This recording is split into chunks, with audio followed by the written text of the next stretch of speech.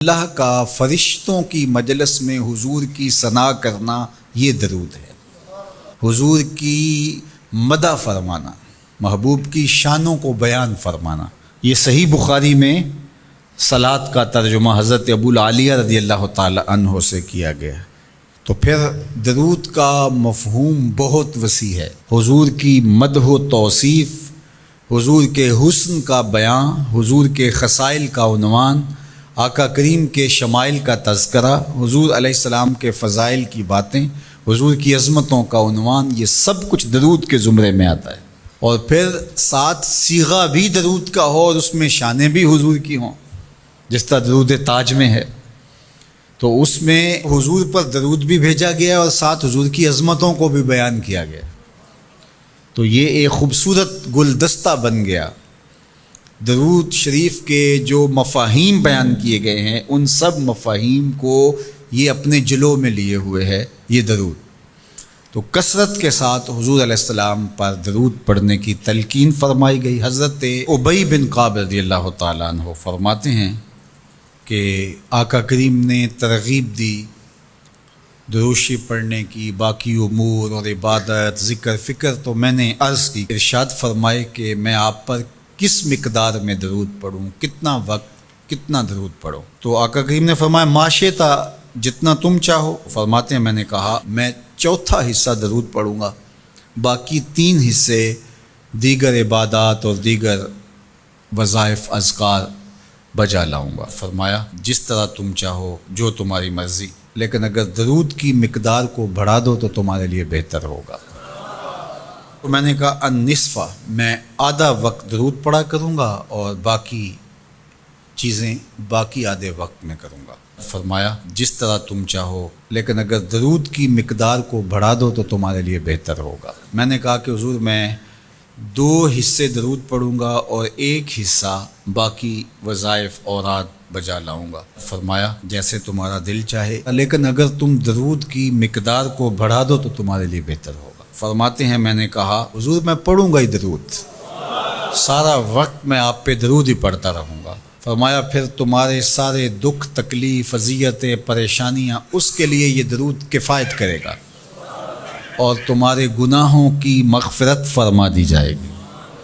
تمہاری پریشانیاں، تمہاری اذیتیں، تمہارے دکھ، دور موجود میں لفظ بولا جاتا ہے ٹینشن، تمہاری ساری ٹینشن، تمہارے سارے معاملات حیات کی بے ترتیبیاں، پریشانیاں، دکھ، اذیتیں، سب کچھ ختم ہو جائے گا۔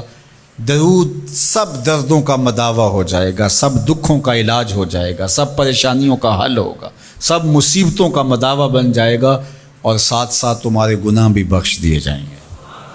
تو درود جتنی کثرت کے ساتھ پڑھا جائے، اللہ کی اتنی ہی رحمتیں نازل ہوتی ہیں۔ تو باقی وظیفے، باقی اوراد، وہ بھی فضل و شرف والے ہیں، لیکن حضور نے فرمایا کہ پھر تمہارے لیے ایک درود ہی کافی ہو جائے گا۔ اللہ اکبر۔ فرمایا جو میرے اوپر 1 مرتبہ درود بھیجتا ہے، اللہ اس پر 10 رحمتوں کا نزول فرماتا ہے۔